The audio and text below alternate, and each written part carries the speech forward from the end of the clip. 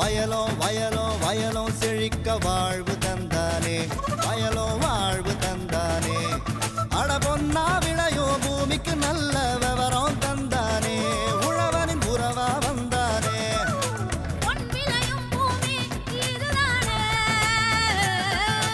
வயலோ வயலோ வயலோ செழிக்க வாழ்வு தந்தானே, வயலோ வாழ்வு தந்தானே. அட பொன்னா விளையோ பூமிக்கு நல்ல விவரம் தந்தானே, உழவனின் உறவா வந்தானே.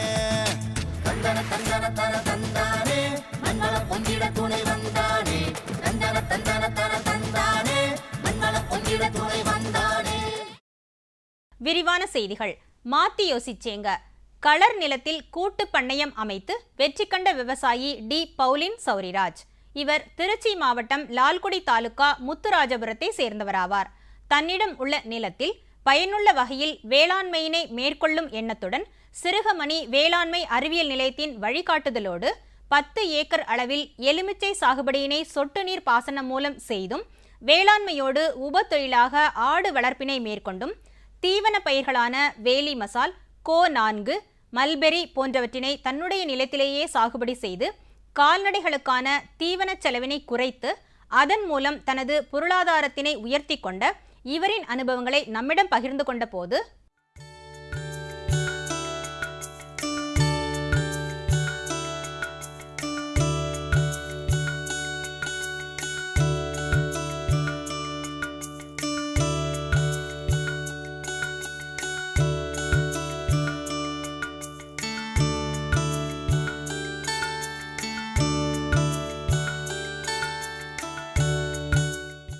இங்கே இந்த எஸ்டேட்னுடைய ஏரியா பரப்பளவு 28 ஏக்கருங்க.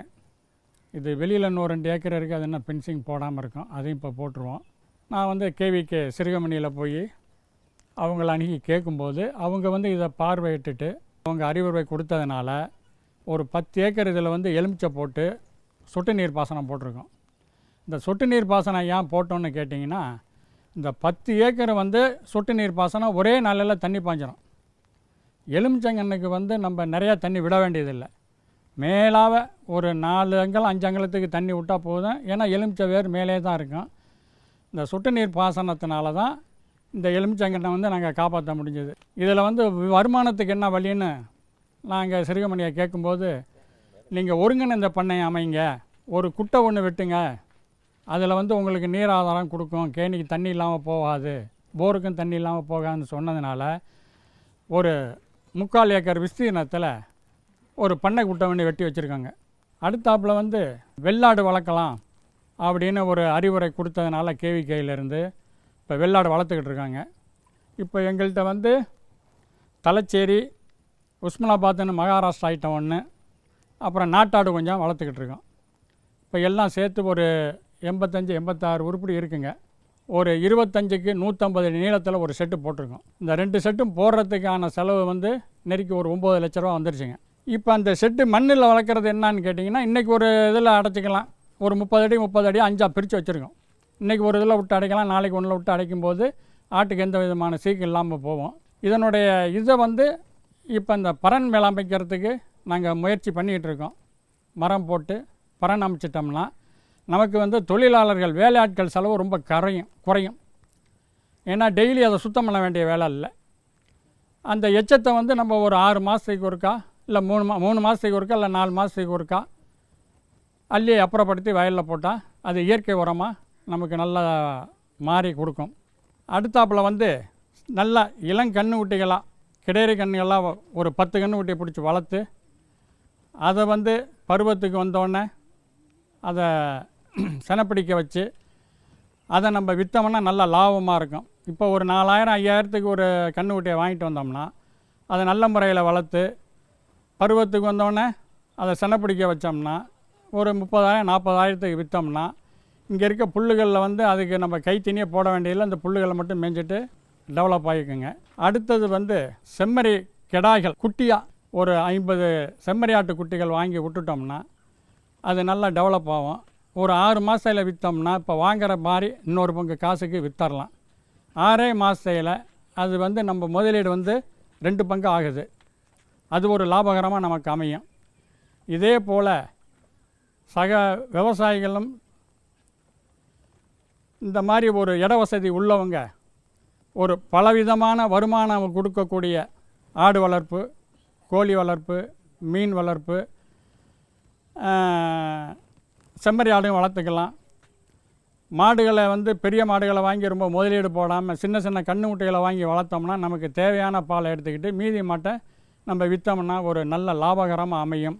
விவசாயி டி. பவுலின் சௌரிராஜ் அவர்களை 096884422121 என்ற கைபேசி எண்ணில் தொடர்பு கொள்ளலாம். பலவிதமான சமையல் செய்து உணவாக பயன்படுத்தப்படும் குடைமிளகாயில் வைட்டமின் ஏ மற்றும் சி அதிகம் உள்ளது.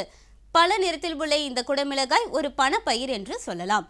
சாதாரண திறந்த வெளியில் பயிரிடப்படுவதை விட நிழல் வளைகுடிலில் பயிரிடுவதால் அதிக லாபம் பெற முடியும். குடைமிளகாய் விதை மூலம் நாற்று உற்பத்தி செய்யப்படுகிறது. அதுவும் குழித்தட்டு முறையில் நாற்று இடுவதால் வளமான நாற்று கிடைக்கும். பூச்சி நோய்களில் இருந்து குடைமிளகாய் சாகுபடியில் கடைபிடிப்பதும் முக்கியமான ஒன்றாகும். இன்றைய வேளாண் தொழில்நுட்ப பகுதியில் நிழல் வளைகுடிலில் குடைமிளகாய் சாகுபடி குறித்து விளக்குகிறார் திருவாரூர் மாவட்டம் நீடாமங்கலம் வேளாண் அறிவியல் நிலைய தோட்டக்கலைத்துறை உதவி பேராசிரியர் முனைவர் வி. சிவகுமார் அவர்கள்.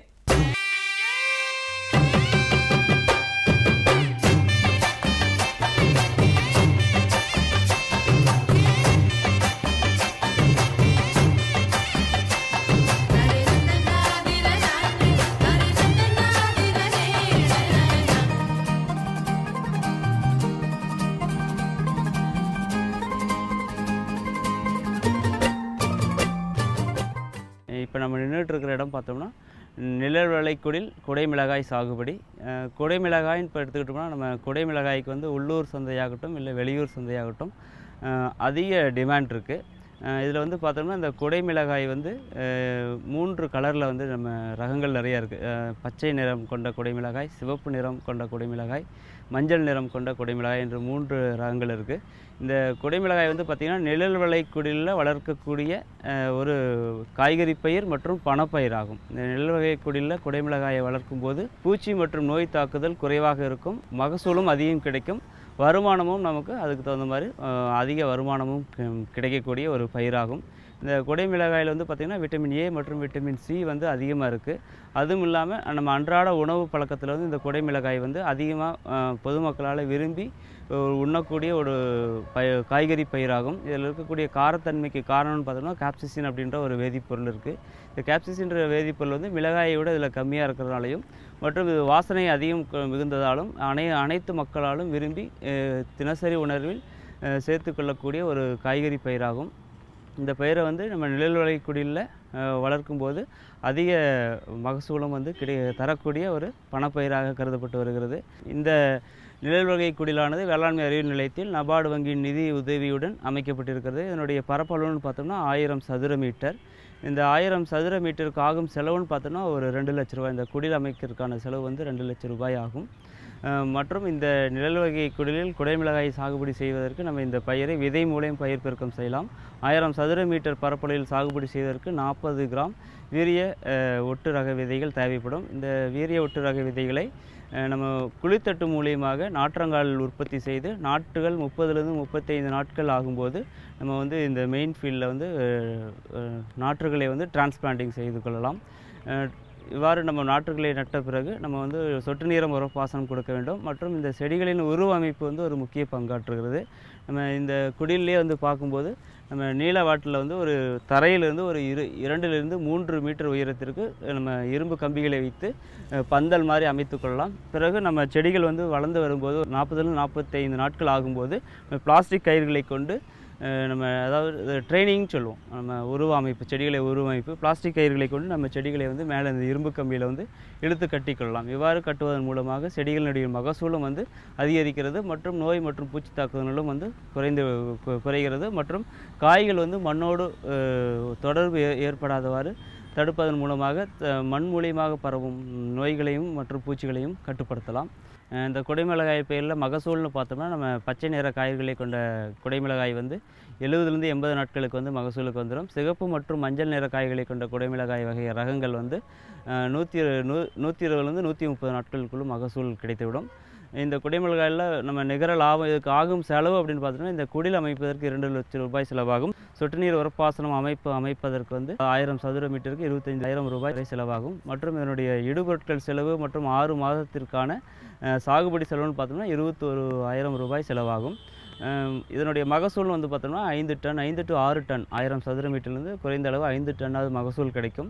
நிகர வருமானம்னு பார்த்தோம்னா 6 மாதங்களில் 1000 சதுர மீட்டரிலிருந்து 60,000 ரூபாய் வரை நிகர லாபம் கொடுக்கக்கூடிய ஒரு பணப்பயிராக கருதப்பட்டு வருகிறது. இந்த குடைமிளகாய் பயிரை விவசாய பெருமக்கள் அனைவரும் சாகுபடி செய்து அதிக மகசூலை ஈட்டி தங்கள் வாழ்வாதாரத்தை உயர்த்தி கொள்ளுமாறு கேட்டுக்கொள்கிறோம். மேலும் தகவல்களுக்கு இந்த குடைமிளகாய் பயிரில் மேலும் சாகுபடி சம்பந்தமாகவும் மற்றும் நிழல் வகை குடில் அமைப்பதற்கு சம்பந்தமாகவும் சொட்டு நீர் உரப்பாசனம் அமைப்பதற்கு சம்பந்தமாகவும் ஐயப்பாடுகள் இருப்பின் பேராசிரியர் மற்றும் தலைவர் வேளாண்மை அறிவியல் நிலையம் திருவாரூர் மாவட்டம் அவர்களை தொடர்பு கொண்டு தங்கள் சந்தேகங்களை நிவர்த்தி செய்து கொள்ளுமாறு கேட்டுக்கொள்கிறோம். முனைவர் வி. சிவகுமார் அவர்களை 9942062566 என்ற கைபேசி எண்ணில் தொடர்பு கொள்ளலாம். மீண்டும் நாளைய பொன் விளையும் பூமி நிகழ்ச்சியில் பல புதிய தகவல்களோடு சந்திப்போம். நன்றி, வணக்கம்.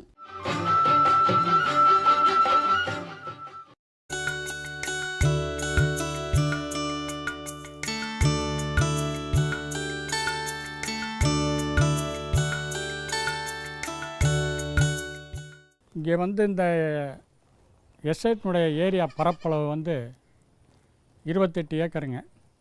இது வெளியில் இன்னும் 2 ஏக்கர் இருக்குது. அது என்ன ஃபென்சிங் போடாமல் இருக்கும், அதையும் இப்போ போட்டுருவோம்.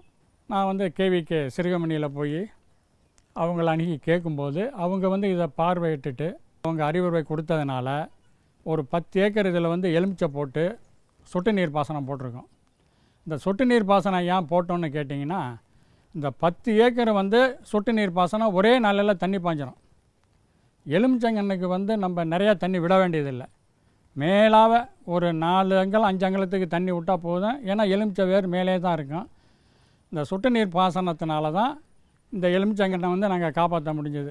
இதில் வந்து வருமானத்துக்கு என்ன வழின்னு நாங்கள் சிறுகமணியை கேட்கும்போது, நீங்கள் ஒருங்கிணைந்த பண்ணையை அமைங்க, ஒரு குட்டை ஒன்று வெட்டுங்க, அதில் வந்து உங்களுக்கு நீர் ஆதாரம் கொடுக்கும், கேணிக்கு தண்ணி இல்லாமல் போகாது, போருக்கும் தண்ணி இல்லாமல் போகாதுன்னு சொன்னதுனால ஒரு 3/4 ஏக்கர் விஸ்தீர்ணத்தில் ஒரு பண்ணை குட்டை ஒன்று வெட்டி வச்சுருக்காங்க.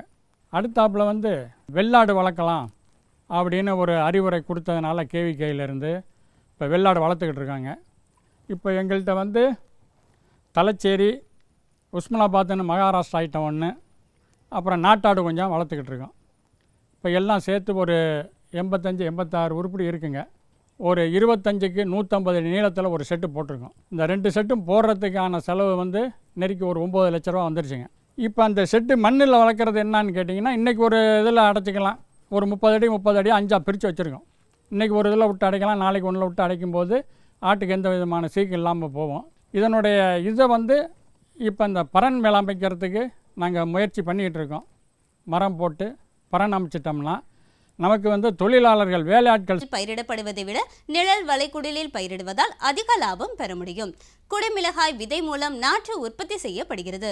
அதுவும் குழித்தட்டு முறையில் நாற்று இடுவதால் வளமான நாற்று கிடைக்கும். பூச்சி நோய்களில் இருந்து குடைமிளகாய் சாகுபடியில் கடைபிடிப்பதும் முக்கியமான ஒன்றாகும். இன்றைய வேளாண் தொழில்நுட்ப பகுதியில் நிழல் வளைகுடிலில் குடைமிளகாய் சாகுபடி குறித்து விளக்குகிறார் திருவாரூர் மாவட்டம் நீடாமங்கலம் வேளாண் அறிவியல் நிலைய தோட்டக்கலைத்துறை உதவி பேராசிரியர் முனைவர் வி. சிவகுமார் அவர்கள்.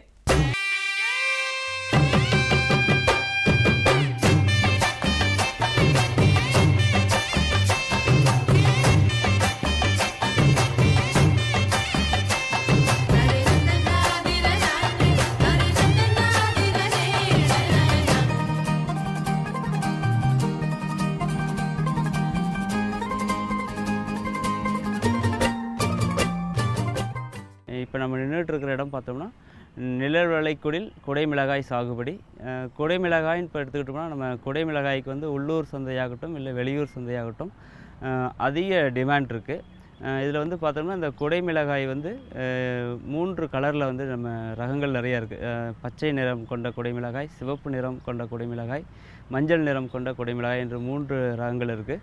இந்த குடைமிளகாய் வந்து பார்த்திங்கன்னா நிழல் விளைக்குடிலில் வளர்க்கக்கூடிய ஒரு காய்கறி பயிர் மற்றும் பணப்பயிர் ஆகும். இந்த நிழல் விளைக்குடிலில் குடைமிளகாயை வளர்க்கும் போது பூச்சி மற்றும் நோய் தாக்குதல் குறைவாக இருக்கும், மகசூலும் அதிகம் கிடைக்கும், வருமானமும் நமக்கு அதுக்கு தகுந்த மாதிரி அதிக வருமானமும் கிடைக்கக்கூடிய ஒரு பயிராகும்.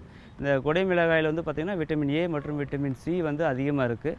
அதுவும் இல்லாமல் நம்ம அன்றாட உணவு பழக்கத்தில் வந்து இந்த குடைமிளகாய் வந்து அதிகமாக பொதுமக்களால் விரும்பி உண்ணக்கூடிய ஒரு காய்கறி பயிராகும். இதில் இருக்கக்கூடிய காரத்தன்மைக்கு காரணம்னு பார்த்தோம்னா கேப்சிசின் அப்படின்ற ஒரு வேதிப்பொருள் இருக்குது. இந்த கேப்சிசின்ற வேதிப்பொருள் வந்து மிளகாயை விட இதில் கம்மியாக இருக்கிறதுனாலையும் மற்றும் இது வாசனை அதிகம் மிகுந்ததாலும் அனைத்து மக்களாலும் விரும்பி தினசரி உணர்வில் சேர்த்துக்கொள்ளக்கூடிய ஒரு காய்கறி பயிராகும். இந்த பயிரை வந்து நம்ம நிழல் விளைக்குடிலில் வளர்க்கும்போது அதிக மகசூலம் வந்து தரக்கூடிய ஒரு பணப்பயிராக கருதப்பட்டு வருகிறது. இந்த நிழல் விளைக்குடிலானது வேளாண்மை அறிவியல் நிலையத்தில் நபார்டு வங்கியின் நிதி உதவியுடன் அமைக்கப்பட்டிருக்கிறது. இதனுடைய பரப்பளவுன்னு பார்த்தோம்னா 1000 சதுர மீட்டர். இந்த 1000 சதுர மீட்டருக்கு ஆகும் செலவுன்னு பார்த்தோம்னா ஒரு 2 லட்ச ரூபாய். இந்த குடில் அமைக்கிறதுக்கான செலவு வந்து 2 லட்ச ரூபாய் ஆகும். மற்றும் இந்த நிழல் வகை குடிலில் குடைமிளகாய் சாகுபடி செய்வதற்கு நம்ம இந்த பயிரை விதை மூலம் பயிர் பெருக்கம் செய்யலாம். 1000 சதுர மீட்டர் பரப்பளவில் சாகுபடி செய்வதற்கு 40 கிராம் வீரிய ஒட்டு ரக விதைகள் தேவைப்படும். இந்த வீரிய ஒட்டு ரக விதைகளை நம்ம குளித்தட்டு மூலியமாக நாற்றங்கால் உற்பத்தி செய்து நாற்றுகள் 30லிருந்து 35 நாட்கள் ஆகும்போது நம்ம வந்து இந்த மெயின் ஃபீல்டில் வந்து நாற்றுகளை வந்து டிரான்ஸ்பிளான்டிங் செய்து கொள்ளலாம். இவ்வாறு நம்ம நாற்றுகளை நட்ட பிறகு நம்ம வந்து சொட்டு நீரம் உரப்பாசனம் கொடுக்க வேண்டும். மற்றும் இந்த செடிகளின் உருவ அமைப்பு வந்து ஒரு முக்கிய பங்காற்றுகிறது.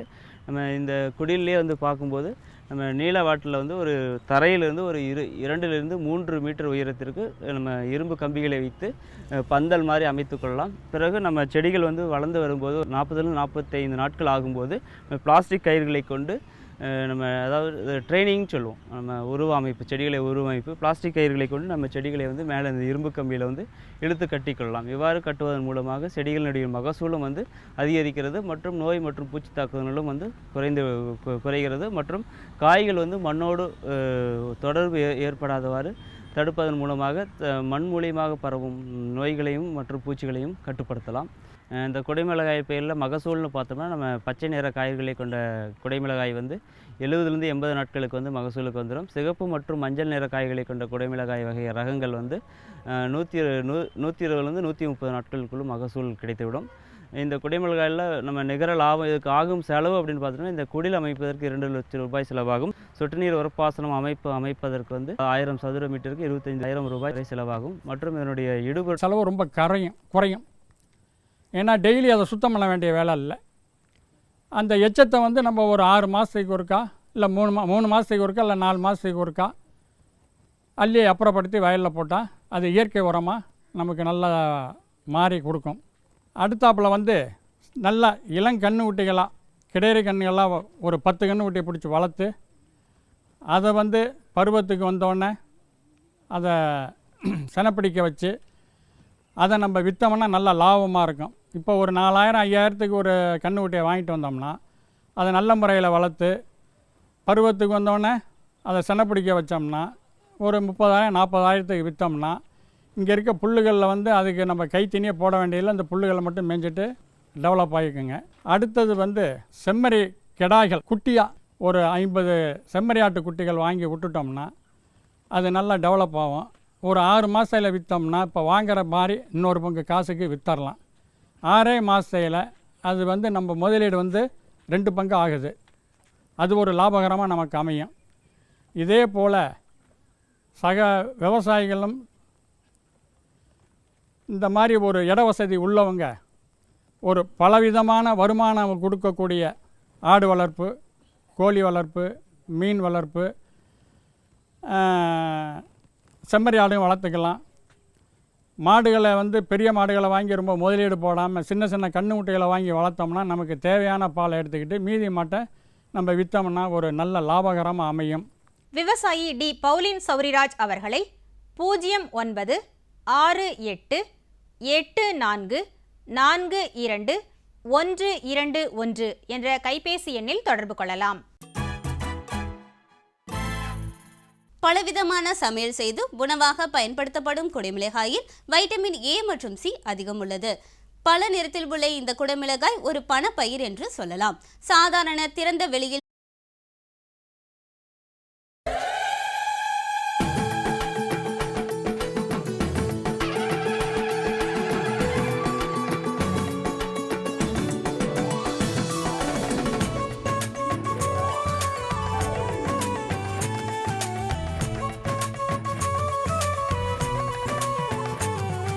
வயலோ வயலோ வயலோ செழிக்க வாழ்வு தந்தானே, வயலோ வாழ்வு தந்தானே.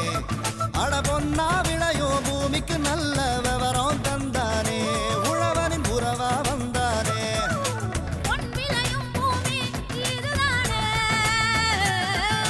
வயலோ வயலோ வயலோ செழிக்க வாழ்வு தந்தானே, வயலோ வாழ்வு தந்தானே. அட பொன்னா விளையோ பூமிக்கு நல்ல விவரம் தந்தானே, உழவனின் உறவா வந்தானே. தந்தன தந்தன தன தந்தானே, மங்களம் பொங்கிட துணை வந்தானே. தந்தன தந்தன தன தந்தானே, மங்களம் பொங்கிட துணை வந்தானே. விரிவான செய்திகள். மாத்தி யோசிச்சேங்க. களர் நிலத்தில் கூட்டு பண்ணையம் அமைத்து வெற்றி கண்ட விவசாயி டி பவுலின் சௌரிராஜ். இவர் திருச்சி மாவட்டம் லால்குடி தாலுகா முத்துராஜபுரத்தை சேர்ந்தவராவார்.